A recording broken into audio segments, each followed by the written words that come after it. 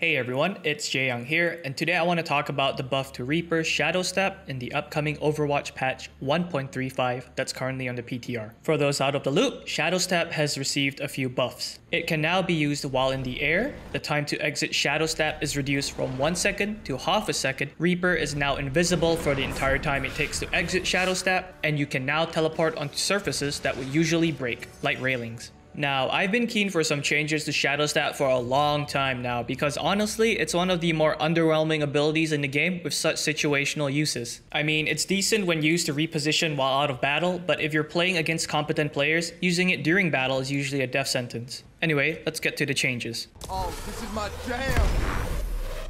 So, being able to use Shadow Step while in the air adds a lot of cool flexibility and use to the ability. What immediately comes to mind is that if you react fast enough, you can use it to recover from being knocked off the map. Now, more often than not, you're going to be teleporting back to pretty much where you were initially knocked off. So it's not a completely ideal situation to teleport back to where enemies can punish you, but it's better than certain death. Also, another cool thing you can now do is using jump to peek over certain structures and activate your Shadow Step as Reaper drops back behind cover. Moving on, so we talked about Shadow Step as an ability being really easy to punish due to how vulnerable you are while standing still. These next two changes, which are the reduction in time to exit and being invisible the entire time while doing so, are aimed at reducing that vulnerability. Reaper now exits his Shadow Step ending animation half a second faster, meaning you regain control of him sooner. Additionally, Reaper is also invisible for the entire time it takes to exit Shadow Step. Okay, so I initially thought this was just a visual thing, like Sombra's invisibility where you don't see them, but their hitbox is still there.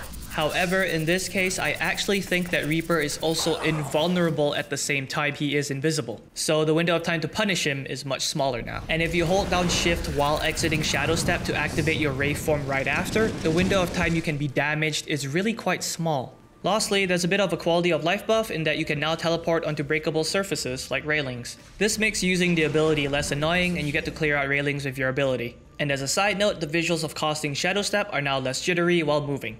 All in all, I think this is definitely the right direction to take Reaper in, and it does explain Blizzard's willingness to have reduced his lifesteal loss patch. I do feel kind of bad for people playing in the lower ranks because from what I hear, Reaper is absolutely disgusting down there and it's just going to add to it. Anyway, thanks everyone for watching, and thank you so much for the support on my previous video with more than 100,000 views. I'm usually happy with a few thousand, so that was just nuts. Take care everyone.